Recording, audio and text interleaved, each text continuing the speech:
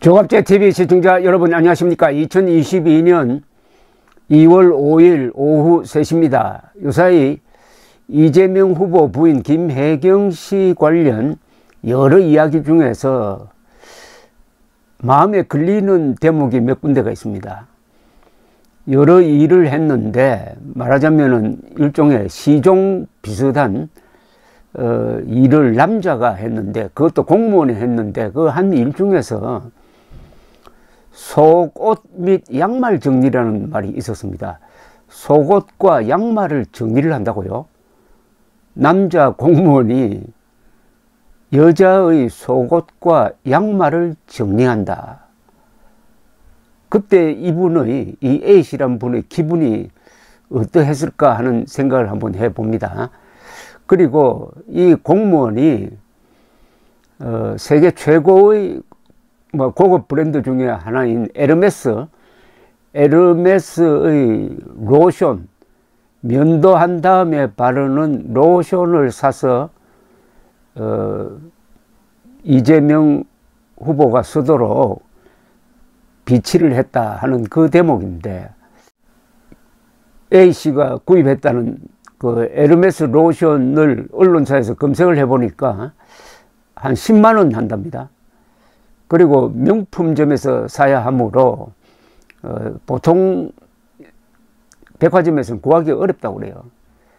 굳이 에르메스 10만 원짜리 로션을 써야 하느냐 하는 생각이 또 하나 듭니다. 물론 요사이 국산품 애용 운동은 철진한 것이라고 하더라도 그렇습니다. 그 다음에 그것을, 에르메스 로션을 본인이 사비로 지출했느냐, 아니면은 그것도 경기도 법인카드로 끌고서 공금으로 지출했느냐, 이 부분이 사실상 가장 큰 쟁점이 되겠죠. 조선일보 보도에 의하면은 그걸 확인하려고 민주당 측에 전화를 걸었는데 연락이 되지 않는다고 합니다. 만약 말입니다. 만에 하나 에르메스 10만 원짜리 최고급 로션을 이재명 후보가 자기 개인 돈이 아니라 경기도 예산으로 법인카드를 써서 끊었다 하면은 그걸로 이재명 후보는 사퇴하고 정치적 생명도 끝나는 것 아닐까요?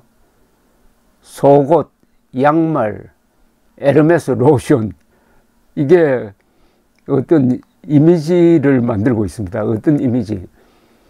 이재명 후보는 자신이 비천한 집안에서 태어났다는 것을 계속 자랑합니다. 그게 무슨 자랑거리입니까? 비천한 집안에서 태어나서나 나는 비천한 인물이 되지 않았다, 비천한 정신을 갖지 않았다, 이렇게 해야 그게 자랑인데, 요사이 하는 행동을 보면은 비천한 집안에서 태어나서 비천한 정신을 버리지 못했구나 하는 느낌을 받습니다.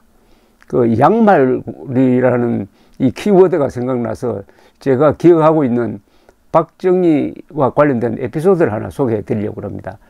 요사이도 애국운동을 지도하시는 분 중에 한 분이죠. 이상훈 전 국방장관. 이분은 정규 육사 1기, 통상으로는 육사 11기 출신입니다. 육군대장 출신이시죠. 이분 이야기입니다. 이분으로부터 제가 직접 들은 이야기인데, 그러니까 1961년 5.16 군사혁명이 일어났을 때 육군 대위였습니다.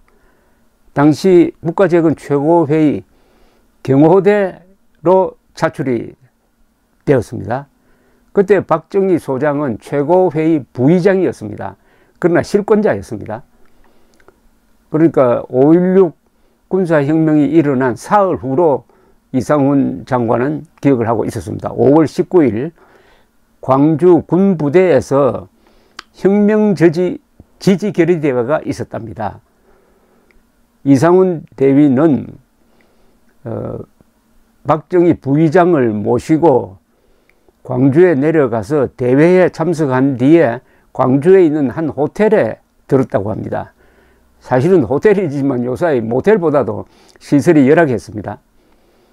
화장실이 방마다 있지 않고 한 층에 하나씩 있었다고 합니다. 늦은 밤 이상훈 대위가 박정희 부의장 방 앞에서 보초를 서고 있는데 박정희 부의장이 무엇을 들고 나오더니 화장실 안으로 들어가더랍니다. 화장실까지 따라가서 바깥에 이상훈 부의장이 서 있었습니다. 안에서 빨래하는 소리가 들렸다고 합니다. 이 대위가 문을 살짝 열고 보니까 박 부의장이 양말을 빨고 있었다는 겁니다. 놀란 이 대위가 제가 하겠습니다 라고 했더니 박정희 부의장은 임마 그러는 게 아니야 라면서 물리쳤다고 합니다. 박 부의장은 많이 해본 솜씨로 양말을 빨더니 양말을 들고 자기 방으로 돌아갔습니다.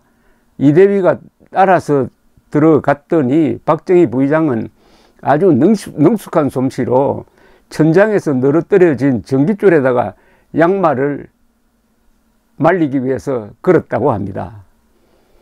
이 대통령 시절에도 박정희는 지방 시찰 때 묵은 호텔에서 나올 때는 늘 침구 정돈을 직접 했습니다. 경호원에게조차 지저분한 모습을 보이기 싫어한 분입니다. 11.6 사건 때 그의 시신을 거만한 군의관은 이런 진술을 남겼습니다. 이 대목은 제가 소개를 해서 좀 유명해졌습니다. 하고 있는 시계는 흐름한 세이코이고 넥타이 핀의 몇 개가 벗겨져 있었으며 허리띠는 허옇게 해져 있어 꿈에도 각하라고 생각하지 못하였습니다. 이렇게 이야기를 했다고 그럽니다.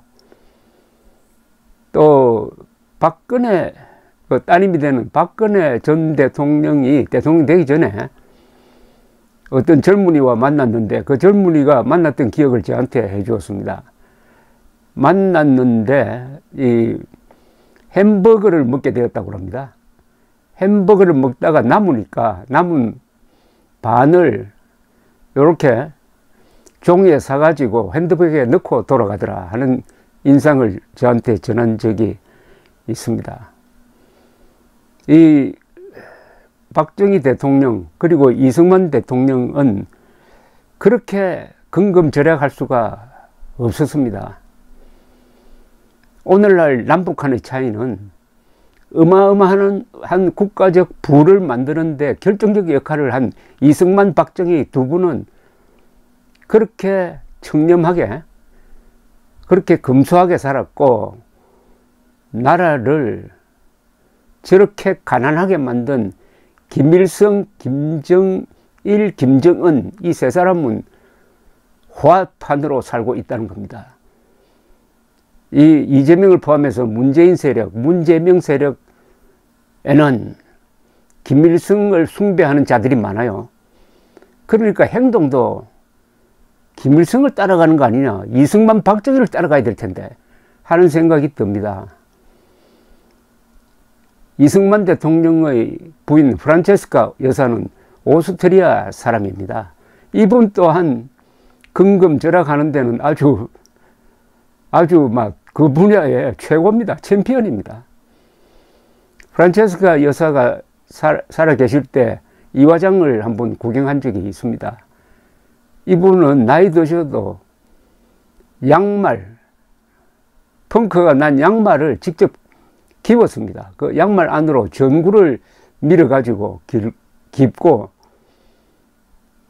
이승만 대통령이 남긴 유품 중에 이런 게 있었습니다. 대통령으로 계실 때 이분이 외국 신문 기사 스크랩을 자주 하셨어요. 스크랩북이 없을 때 모양이죠.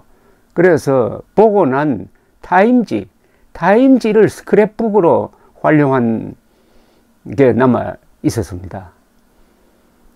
그런데 프란체스카 여사는 오스트리아를 떠나와서 한국에 있는 사이에 돌아가셔도 그때 전쟁 중이라서 왕복 여비를 아끼기 위해서 어머니가 돌아가셨는데 가지도 않았습니다. 그 기록을 프란체스카 여사가 일기에 남긴 대목이 있습니다. 그게 1950년 11월 26일 일기입니다. 일기 중에서 이런 대목이 있습니다. 요거는 이동복 선생이 번역한 겁니다. 친정 어머니가 11월 9일 별세했다는 기별이 왔다. 6.25 전쟁이 난 후 우리 내외와 우리나라를 위해 줄곧 금식 기도를 계속하며 밤낮으로 걱정하다 돌아가신 어머니. 막내딸인 나를 먼 나라로 시집 보낸 후 그토록 보고 싶어 하셨는데 17년 동안 한 번도 그 딸을 만나보지 못한 채 세상을 떠나셨다.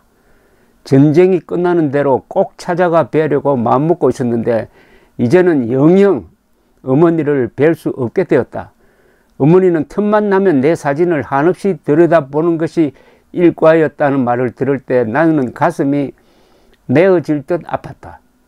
대통령은 어머니 장례식에 다녀오라고 권했지만 내 마음에는 여러 가지 생각이 엇갈렸다.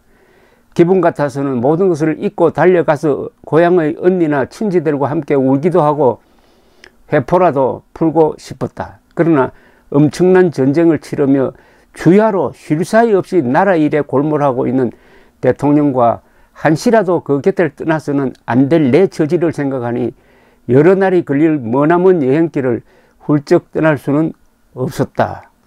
결국 떠나기를 포기한 채 바쁜 나날의 일과에 묻혀 슬픈 마음을 달래는 길밖에 없었다. 이런 분들의 피땀 눈물 덕분에 지금 이재명과 김혜경 씨가 공무원을 몸종 부리듯이 하고 있는 것 아닙니까? 그렇다면 최소한 이승만, 박정희 욕은 안 해야죠. 감사합니다.